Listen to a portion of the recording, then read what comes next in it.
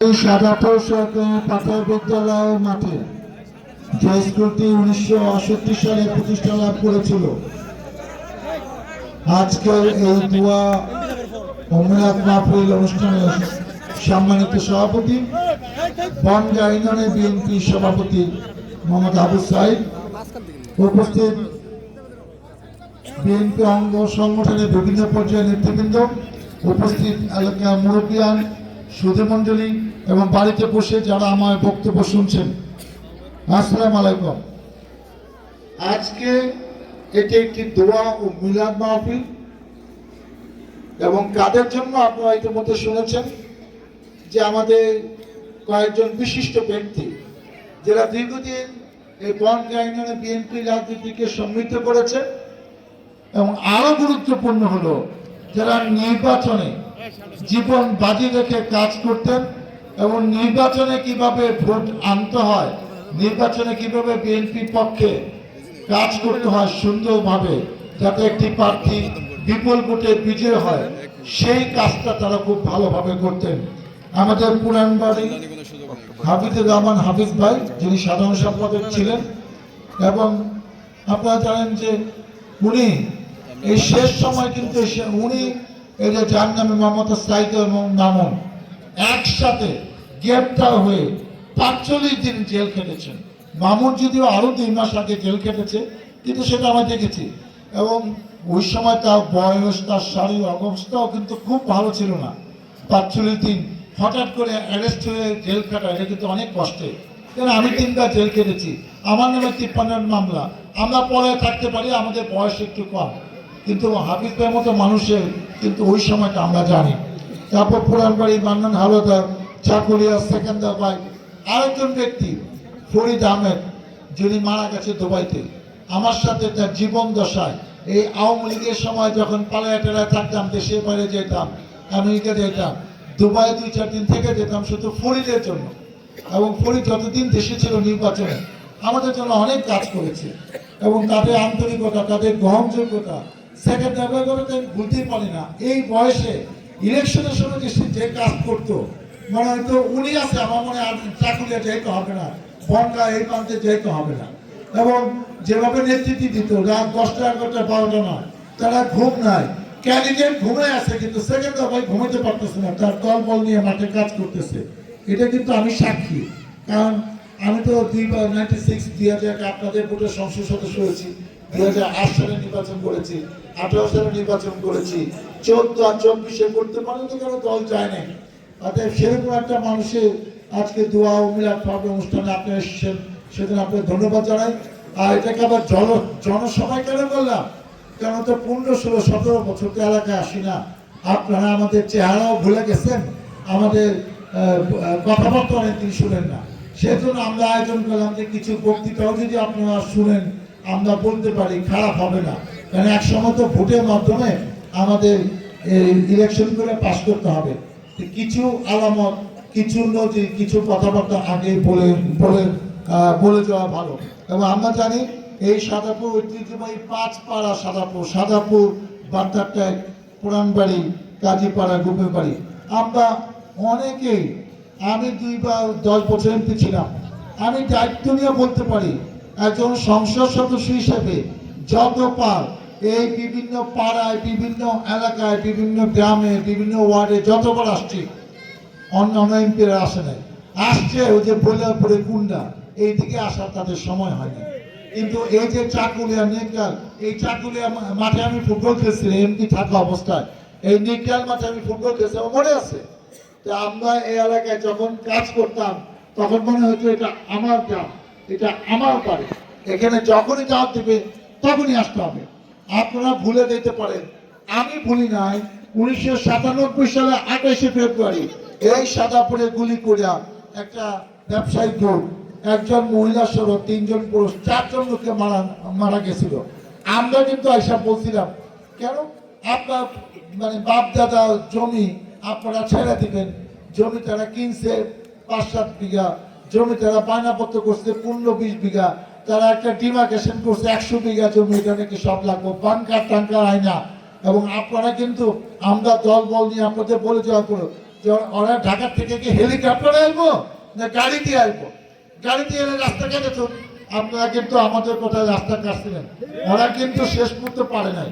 এখন হায়াত মতো আল্লাহর কাছে, মানুষ যারা মারা গেছে, কিন্তু সেই জমি কিন্তু আলটিমেটলি ওইভাবে যেভাবে তারা দখল করতে চাইছিল, দখল করে কম পয়সার জমিগুলো নিয়ে যাবে, সেটা কিন্তু করতে পারে নাই। আমরা আমাদের পাশে ছিলাম। শেখ হাসিনা প্রধানমন্ত্রী হয়তো 3 তারিখে আসছে, 1 তারিখে মামলা হয়েছে মার্চ মাসে, সেটা অন্য কথা। আমাদের মহাসচিবও কিন্তু আসছিল তার কয়েকদিন পরে। কিন্তু আপনারা কিন্তু ঐক্যবদ্ধভাবে সেই জমি রক্ষা করছিলেন। অতএব সেই গ্রামের নাম সাদাপুর।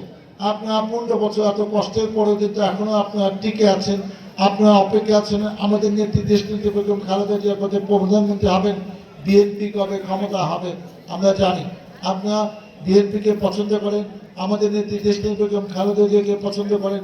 অতএব আগামী নির্বাচনে আপনারা ভোট দিবেন, এতে কোনো সন্দেহ নাই।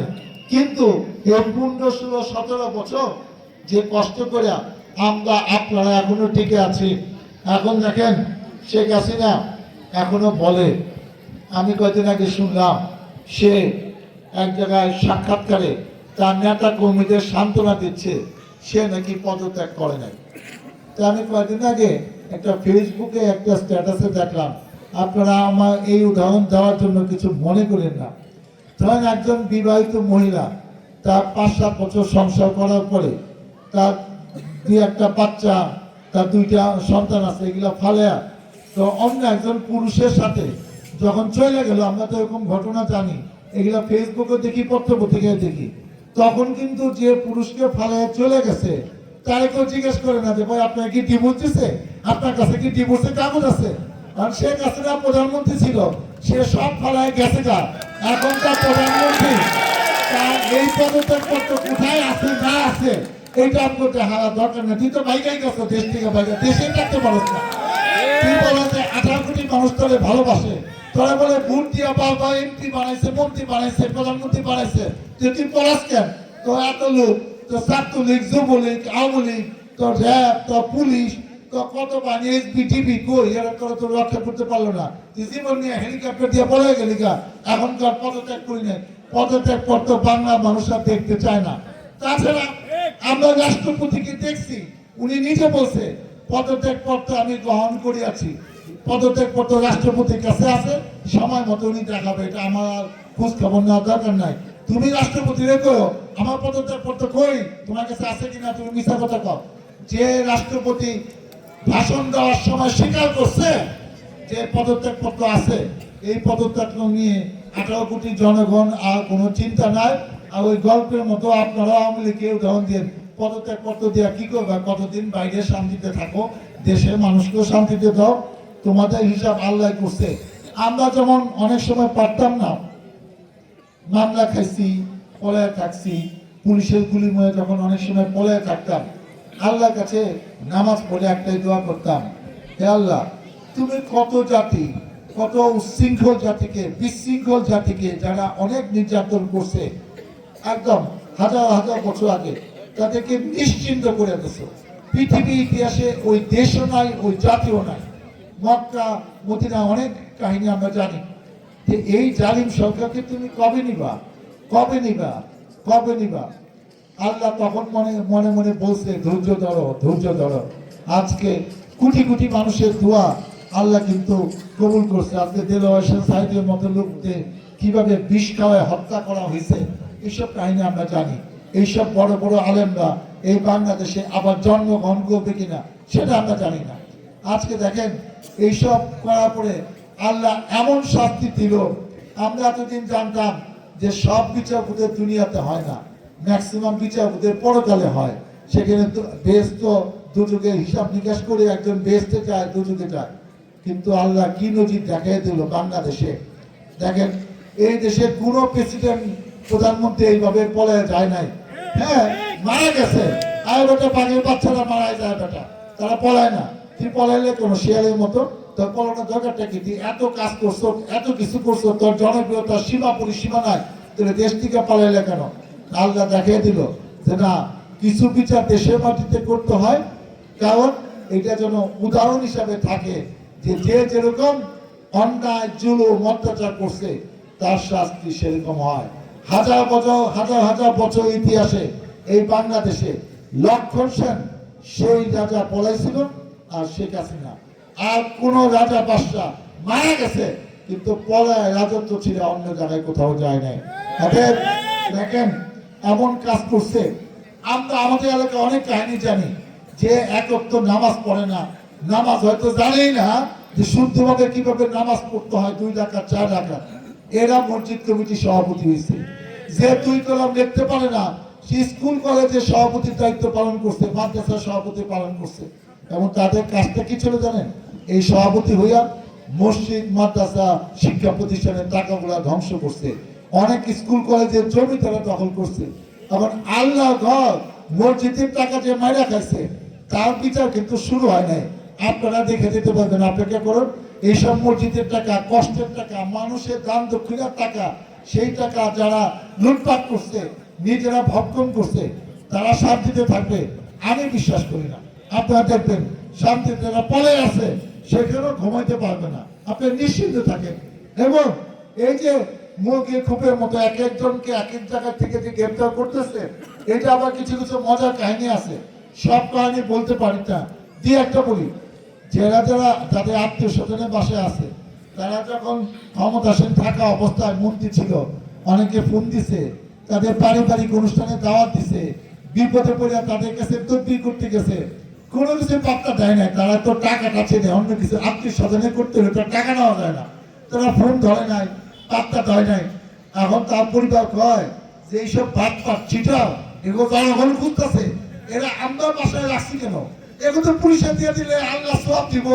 তাদের পোলাপান টোলাপানটা কইছে এই থানা উচিলে, ভাই কারে খুঁজেন? ওই বেটা তো আমার বাসায় ঘুমাইতেছে, রাত থেকে ধরে নিয়েছেন। খবরটা কেমনে পায়?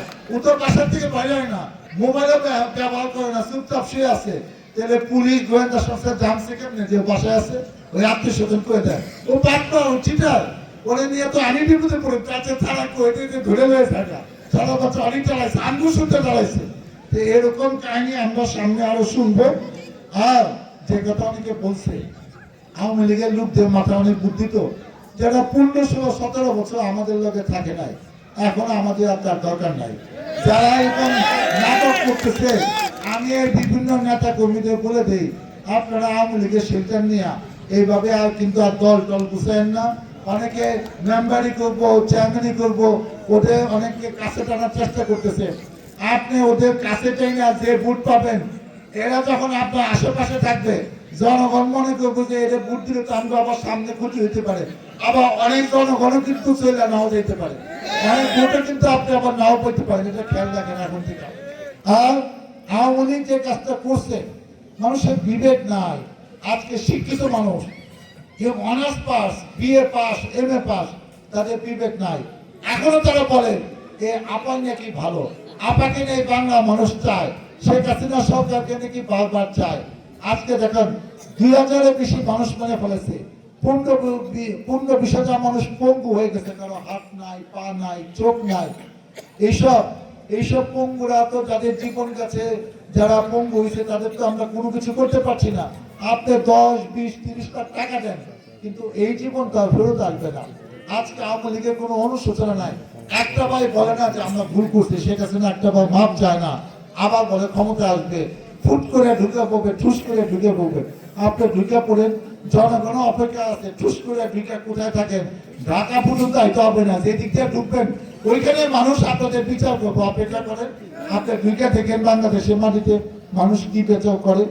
আমি যেটা বলতে চাই যে বাস্তবতা হলো, জনগণের যে অশান্তি হয়েছে আমরা 15-16 বছর, এইটা যেন আমাদের দলের নেতা কর্মীকে নিয়ে যেন না হয়, আমাদের কাছে যেন বিচার না হয় যে আগে আমরা আওয়ামী লীগের একে একে চাঁদা দিতাম, আমার জমি হয়ে গেছে না, এখন আপনার দলে চাঁদা ছাড় আমার জমি দখল করছে, এরকম বিচার আমরা শুনতে চাই না। আমি বিএনপি নেতৃবর্গ, বনগাঁ সমস্ত নেতৃবৃন্দ আছে, আমি জানি যে আমি যেরকম নিজেকে ভালো মনে করি, আমাদের নেতৃবর্গ সেরকম ভালো। অনেক কিছু করতে চাইলে আমি তো আর সব কিছু খবর পাবো না, আমার কাছে সব বিচারও কেউ দিবে না। আপনারা এটা উচিত জবাব দিবেন এবং আমাকে জানাবেন। আমরা শুনছি যে আমাদের এক বিশিষ্ট নেতা নাকি বিভিন্ন মানুষের জমি দখল করে হাউসিং বানাইতেছে। এগুলা করে পাওয়া যাবে না।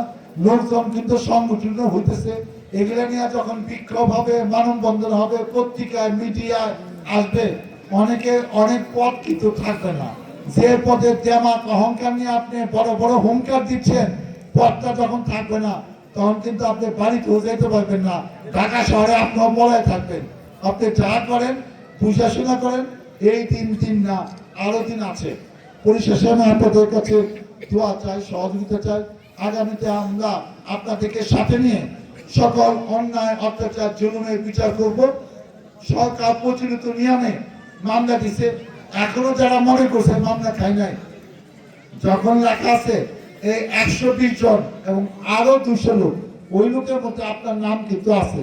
আপনি ধরা পড়লে এই মামলা আসামি হবেন। আমাদের যেভাবে শেখ হাসিনা ধরছে, যে মামলা লাগে না, পুলিশ যাকে ইচ্ছা করলে তাকে ধরতে পারে। আপনার পুলিশই এখন সেই কাজটা করবে যে কাজ আপনি পুলিশকে শিখে দিয়ে গেছেন।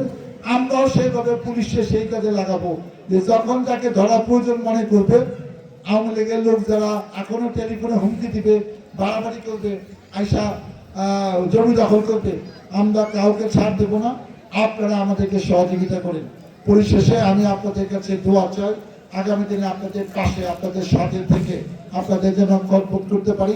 বনগা একসময় একটা অবহেলিত ইউনিয়ন ছিল, এখন কিন্তু বনগা ইউনিয়নকে অবহেলিত ইউনিয়ন বলা যায় না, অনেক সম্মিলিত হয়েছে। যেসব রাস্তাঘাট বাকি আছে, ইনশাল্লাহ আগামীতে দল ক্ষমতা আসলে আমি যদি এলাকার সংসদ সদস্য হতে পারি, আপনাদের কথা দিচ্ছি সবার আগে বনগা ইউনিয়নের যে রাস্তাগুলো বাকি আছে সেগুলো আমরা করে দেবো। আপনারা ভালো থাকেন, সুস্থ থাকেন, আপনাদের সাথে নিয়ে আমরা সমস্ত উন্নয়নমূলক কাজ করব এবং জনগণের জন্য আর কষ্ট না হয় সেই ব্যাপারটা আমরা সবাই ঐক্যবদ্ধভাবে দেখবো। আজকে কষ্ট করে সে দুপুর থেকে এই মাঠে আপনি জড়ো হয়েছেন আমাদের কথা শোনার জন্য, আমাদের বক্তৃতা শোনার জন্য, আমাদেরকে দেখার জন্য। সেজন্য আপনাদেরকে ধন্যবাদ জানিয়ে কৃতজ্ঞতা প্রকাশ করে আপনাদের আগামী দিনে সুস্থ থাকেন, ভালো থাকেন এবং আমাদের নেতৃত্বের জন্য আমাদের অ্যাক্টিং প্রেসিডেন্ট তারেক রহমান, যিনি এই দেশে এসে নির্বাচন আগে দলের নেতৃত্ব দিবেন এবং তার নেতৃত্বে নিয়ে যে নির্বাচন হবে ইনশাআল্লাহ বিএনপি ক্ষমতা আসবে, এই প্রত্যাশা ব্যক্ত করে আমি শেষ করছি। আল্লাহ হাফেজ। বাংলাদেশ জিন্দাবাদ।